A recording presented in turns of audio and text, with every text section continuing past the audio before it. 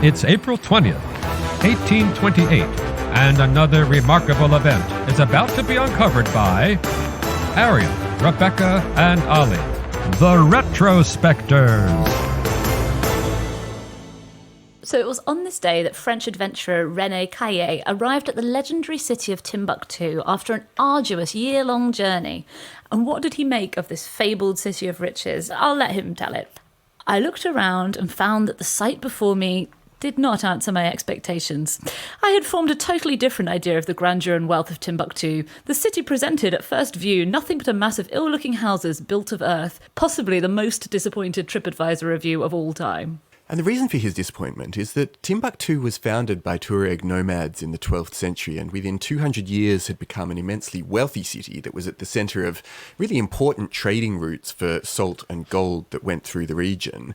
And through writers such as Leo Africanus, tales reached Europe of its immense riches, which really stoked this acute curiosity on the part of European explorers in particular. And this mystery was enhanced by its inaccessibility and the fact that many European expeditions had perished prior to Caillié's arrival. Yeah, I mean, they still had salt in 1828. It was the gold that he was disappointed by the lack of, I think. Right. I mean, it was this sort of mythical status across Europe, really, the romance and the political and scholarly achievements of Timbuktu since the 13th century. And as you say, no one from Europe had really been able to verify these claims.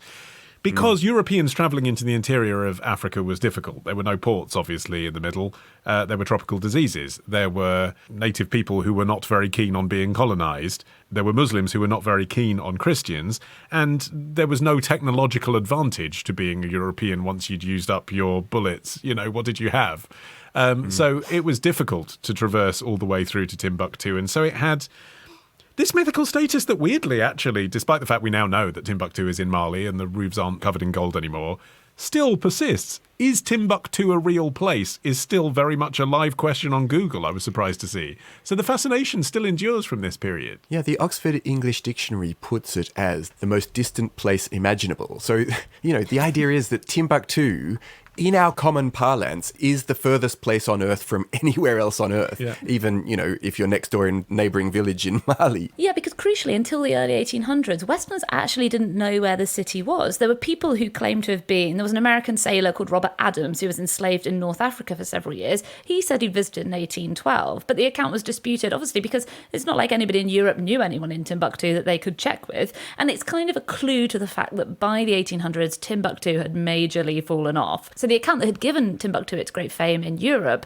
was, as you said, Arian, by a guy called Leo Africanus. He was a Spanish-born Moroccan scholar who was captured by Spaniards at sea. He ended up converting to Christianity, and he wrote this book called Description of Africa about all the travels he had undertaken in Africa, including to Timbuktu. It was published in Venice in 1550, and it first appeared in English in 1600. But ironically, it was at this point that the city was beginning a long and pretty depressing decline. It had been captured in 1591 by Moroccan mercenaries, and that sparked 300 years of political instability, economic sidelining, and the repression of the city's famous scholarly traditions. Lots of intellectuals were executed under the new rulers. So by the time Caillié showed up, it was a shadow of its former self.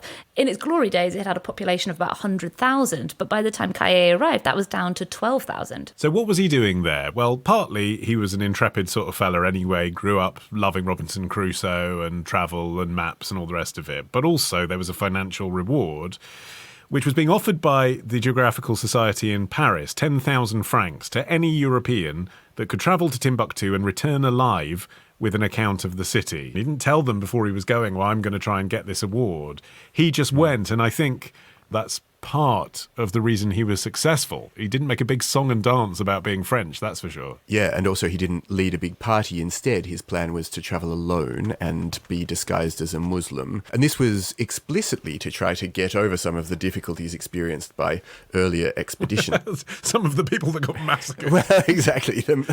Difficulty is a soft word, isn't it? 2 other Europeans had already beaten him to it. Crucially, Caillié was the first person to make it back from Timbuktu. There'd been a Scottish explorer called called Mungo Park, who's believed to have made it in 1805 as part of his goal, which was to be the first European to chart the Niger River. But he drowned in what's now modern-day Nigeria during an attack by hostile natives without being able to document his journey properly. So we don't know. And then the first person who we do know actually made it was Alexander Gordon Lang, who arrived in August 1826. He was also trying to find the source of the Niger, actually. He wasn't looking for Timbuktu specifically.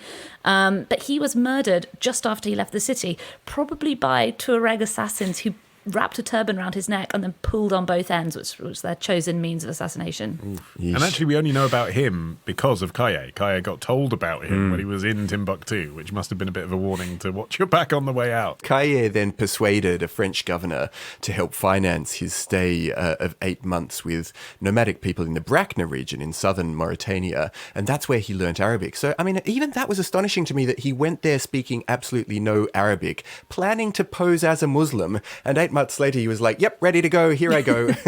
So he had two stories. So initially, when he was spending that 8-month period with Moors, he said he was the son of a wealthy French family, so he wasn't pretending not to be French. And upon reading the Quran in a French translation, he'd been intensely overcome by its truths, and now his father had died, and he'd come into this money, and he wanted to go to Senegal to learn their wise customs. All very clever and very flattering, actually, isn't it? And then, when it suited him, he changed story. Again, of course, still pretending he was Muslim, but travelling undercover as a poor Egyptian named Abdallah, explaining to people then that he'd been kidnapped by the French, and he was merely attempting to return home to Egypt. Yeah, and so crucially different from the British explorers who had gone before him. He wasn't travelling with dozens of, African porters carrying all his things and bearing him on a sedan chair. He joined a caravan of traders who were heading for Timbuktu with his cover story. The journey took a year and it crossed modern-day Sierra Leone, the Gambia and Ivory Coast.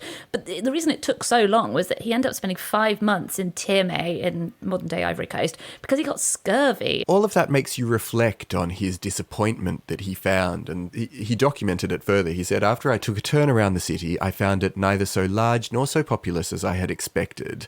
And he goes on to then document what the streets looked like and how there were camels about the place. And he says, in a word, everything had a dull appearance. And you can imagine he'd taken this year-long trek to get here. He'd risked life and limb, and he'd learnt Arabic for the purpose, and he was expecting a city of gold, and he gets there and he finds this sort of dusty little town.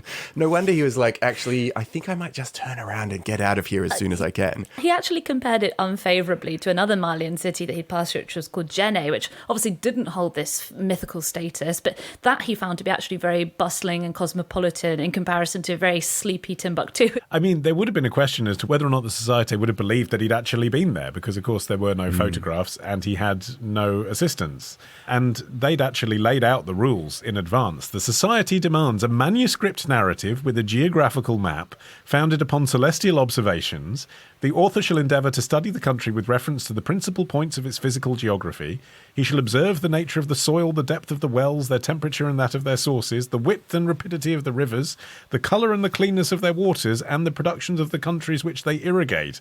He shall make remarks upon the climates and determine in various places, if possible, the declination and inclination of the magnetic needle. He shall strive to observe the different breeds of animals and to make some collections in natural history such as fossils, shells and plants. Like, he really had to prove that he'd been there. It's quite difficult to carry out while your cover story is that you're a humble Egyptian who's just trying to get home. How are you going to be taking the temperature of the well? And yet his story was like, disappointing soil colour, disappointing level of cleanliness in the rivers, disappointing magnetic points of my compass. And they believed him. And he was awarded the Legion of Honour and a pension by the French government. And actually, I do wonder whether it was, in the end, quite convenient that his conclusions of nothing to see here fed into a different narrative, which was, well, there's no problem with us colonising Africa then, because they're not a civilised place. Like, we'll bring civilisation to them. We'll bring French society to them, which ultimately was their goal, because by 1893, Timbuktu was French. Just one other quick thing. It's actually still a very hard to get to place. And I read this account by Richard Trillo, who's the author of Rough Guide to West Africa. And he said, for one thing, there's still no tarmac road to take travellers there in any case. But also he said, you can get anywhere, but Timbuktu is still very hard to get to. And he went there for the first time when he hitchhiked from Hampshire in 1977 at age 21. I mean, the Hampshire to Mali bit is fairly straightforward, isn't it? Tomorrow. You can imagine, can't you? If you're in the RAF, this is the guy you want to be in a fight with, weirdly. Ditch the ads and get a Sunday episode when you join Club Retrospectors. Subscribe now on Apple Podcasts. Part of the Acast Creator Network.